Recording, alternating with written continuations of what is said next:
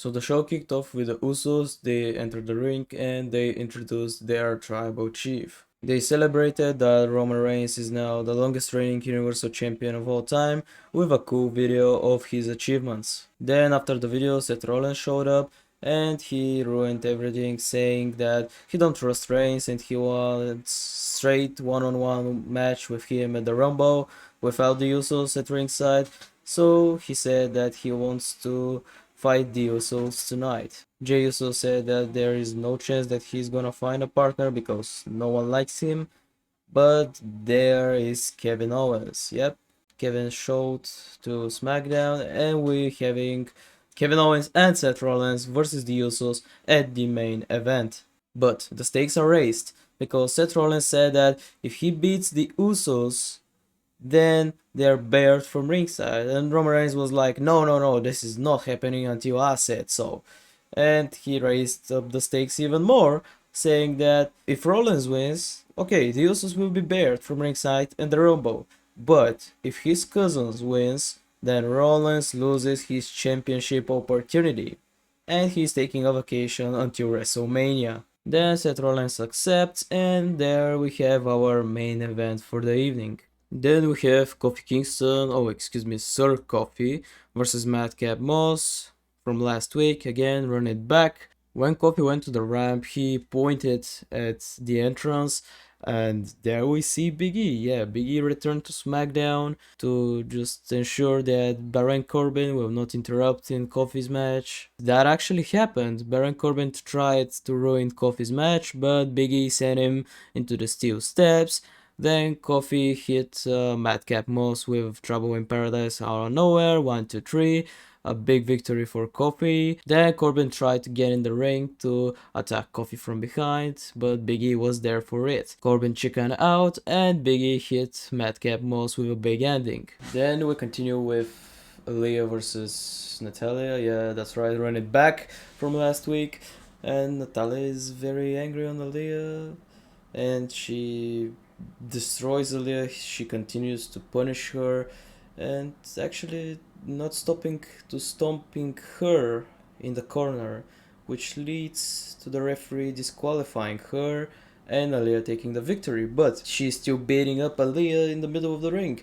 But then here comes Xia Li. She's back on SmackDown again as Big E, and she went down to the ring and kicked Natalia out of it. And I also forgot that Summer Rae appeared on the SmackDown during the match. So yeah, that was a cool appearance. Then we've got Los Lotarios, Lucha Party 2.0, right?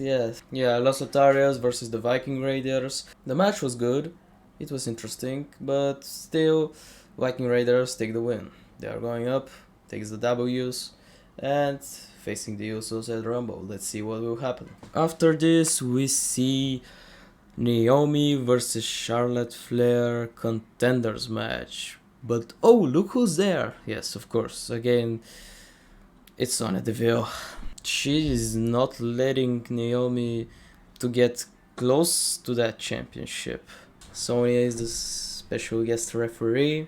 The match was trash. Naomi was again going to win, but Charlotte put Naomi into the figure 8, and even before the tap, Sonya already rang the bell. And it was over just like that. I don't know what is that booking, I don't like it, but there is some heat between Naomi and Sonya. This needs to end. At least we need to get an explanation why this is happening, why Sonya hates so much Naomi. Like, yeah, there was the next SmackDown, please. Then we got an interview with Kevin Owens and Seth Rollins, where actually Kevin Owens said that if it wasn't for the Usos, he was going to be the longest Universal Champion of all time. Like, man, you have held that championship for 20-30 days. What are you talking about? And actually, the next champion... No, actually, no, not the next champion. The next champion was Goldberg. Like, fuck him, screw him.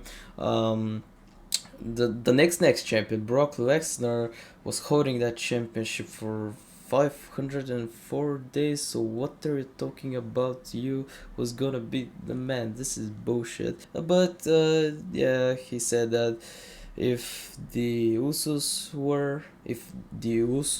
are going to be at Roman Reigns' side of the Rumble, Rollins could beat him, but if they are not there, he's gonna beat him 100%. Then is that stupid segment between Sami Zayn and this man. What is even his name? I don't know. Johnny Knoxville. Yeah, Johnny Knoxville. Some stupid segment with Voltage.